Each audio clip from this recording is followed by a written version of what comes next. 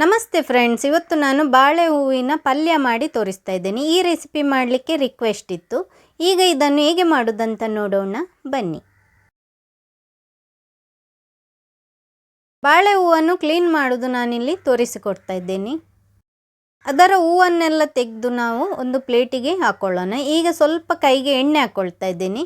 ಅದರ ಅಂಟೆಲ್ಲ ಬಿಟ್ಕೊಳ್ಳುತ್ತೆ, ಅದಕ್ಕಾಗಿ ಎಣ್ಣೆ ಹಚ್ಕೊಂಡಿದ್ದೀನಿ. ನಮಗೆ ಎಷ್ಟು ಸಿಪ್ಪೆ ತೆಗಿಲಿಕ್ಕೆ ಆಗುತ್ತೆ ನೋಡಿ, ಅಷ್ಟು ಸಿಪ್ಪೆಯನ್ನು ತೆಗೆದ್ರೆ ಆಯಿತು. ಬಾಳೆ ಹೂವನ್ನು ತೆಗೆದು ಪ್ಲೇಟಿಗೆ ಹಾಕ್ಕೊಳ್ತಾ ಇದ್ದೀನಿ. ಈಗ ಇನ್ನೂ ಸಿಪ್ಪೆ ತೆಗಿಲಿಕ್ಕೆ ಆಗೋದಿಲ್ಲ, ನಾವು ಹೀಗೇ ಕಟ್ ಮಾಡಿಕೊಳ್ಬೇಕು ನೋಡಿ. ಹೀಗೇ ಸಣ್ಣಗೆ ಹೆಚ್ಕೊಳ್ಬೇಕು. ಇನ್ನೊಂದನ್ನು ಕೂಡ ಹೀಗೇ ಹೆಚ್ಕೊಂಡ್ರೆ ಆಯಿತು. ಈಗ ಇದನ್ನು ಪ್ಲೇಟಿಗೆ ಹಾಕ್ಕೊಳ್ತಾ ಇದ್ದೀನಿ. ಹೂವು ಹೇಗೆ ಕ್ಲೀನ್ ಮಾಡೋದಂತ ನಾನಿಲ್ಲಿ ತೋರಿಸಿಕೊಡ್ತಾ ಇದ್ದೀನಿ. ಇಲ್ಲಿ ನೋಡಿ, ಈಗ ಇದರಲ್ಲಿ ಒಂದು ದಂಟು ಉದ್ದ ಇರ್ತದೆ ನೋಡಿ, ತೋರಿಸ್ತಾ ಇದ್ದೀನಿ. ಈ ದಂಟನ್ನು ನಾವು ಈಗ ತೆಗಿಬೇಕು. ಹಾಗೆಯೇ ಇದನ್ನು ಕೂಡ ತೆಗಿಬೇಕು. ಈಗ ಇದನ್ನೆಲ್ಲ ಸಣ್ಣಗೆ ಹೆಚ್ಕೊಳ್ಬೇಕು. ಹೂವನ್ನೆಲ್ಲ ಹೆಚ್ಕೊಂಡಾದ ನಂತರ ಬೇಯಲಿಕ್ಕೆ ಇಡೋಣ. ನಾನಿಲ್ಲಿ ಬೇಯಲಿಕ್ಕೆ ಸ್ವಲ್ಪ ನೀರು ಹಾಕ್ಕೊಳ್ತಾ ಇದ್ದೀನಿ. ನೀರು ಎಷ್ಟು ಬೇಕಂತ ನೋಡ್ಕೊಂಡು ಹಾಕಿ. ಅರಶಿನ ನೋಡಿ ಅರ್ಧ ಟೀ ಸ್ಪೂನ್ನಷ್ಟು ಉಪ್ಪು ಹಾಕ್ಕೊಳ್ತಾ ಇದ್ದೀನಿ. ಈಗ ಬಾಳೆ ಹೂವನ್ನು ಇದಕ್ಕೆ ಹಾಕ್ಕೊಳ್ತಾ ಇದ್ದೀನಿ.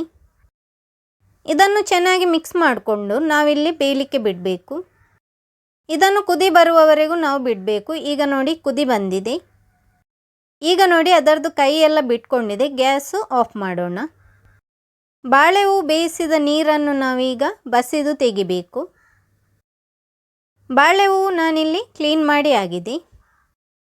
ಪ್ಯಾನಿಗೆ ಸ್ವಲ್ಪ ಎಣ್ಣೆ ಹಾಕ್ಕೊಳ್ತಾ ಇದ್ದೀನಿ. 1 ಟೇಬಲ್ ಸ್ಪೂನ್ನಷ್ಟು ಕಡಲೆಬೇಳೆ, 1 ಟೇಬಲ್ ಸ್ಪೂನ್ನಷ್ಟು ಉದ್ದಿನಬೇಳೆ, 4 ಬ್ಯಾಡಗಿ ಮೆಣಸು, 1 ಟೇಬಲ್ ಸ್ಪೂನ್ನಷ್ಟು ಧನಿಯಾ, 1/4 ಟೀ ಸ್ಪೂನ್ನಷ್ಟು ಮೆಂತೆ, ಅರ್ಧ ಟೀ ಸ್ಪೂನ್ನಷ್ಟು ಜೀರಿಗೆ ಹಾಕ್ಕೊಂಡಿದ್ದೀನಿ.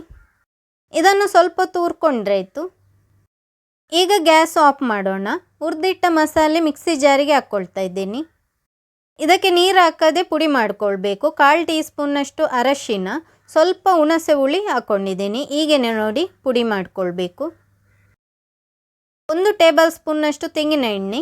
ಈಗ ಅದಕ್ಕೆ ಬ್ಯಾಡಗಿ ಮೆಣಸು ಕಟ್ ಮಾಡಿಕೊಂಡು ಹಾಕ್ಕೊಂಡಿದ್ದೀನಿ. ಬೆಳ್ಳುಳ್ಳಿ ಜಜ್ಕೊಂಡು ಹಾಕ್ಕೊಂಡಿದ್ದೀನಿ. ಇದನ್ನು ಸ್ವಲ್ಪ ಹೊತ್ತು ಹುರ್ಕೊಳ್ಬೇಕು. ಇದರ ಸ್ವಲ್ಪ ಕಲರ್ ಚೇಂಜ್ ಆದ ನಂತರ ಅರ್ಧ ಟೀ ಸ್ಪೂನ್ನಷ್ಟು ಸಾಸಿವೆ, ಜೀರಿಗೆ ಅರ್ಧ ಟೀ ಸ್ಪೂನ್ನಷ್ಟು, ಕರಿಬೇವು 2 ದಂಟು ಹಾಕ್ಕೊಂಡಿದ್ದೀನಿ.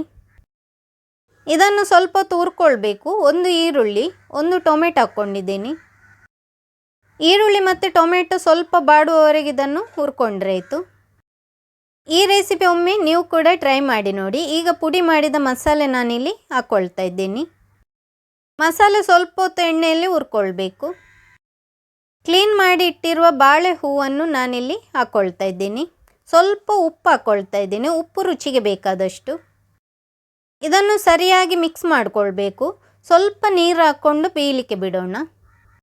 ನಾನಿಲ್ಲಿ 2 ಟೇಬಲ್ ಸ್ಪೂನ್ನಷ್ಟು ನೀರು ಹಾಕ್ಕೊಂಡಿದ್ದೀನಿ. ಗ್ಯಾಸನ್ನು ಲೋ ಫ್ಲೇಮಲ್ಲಿಟ್ಟು ಲಿಡ್ ಮುಚ್ಚಿ ಇದನ್ನು ಬೇಯಲಿಕ್ಕೆ ಬಿಡಬೇಕು.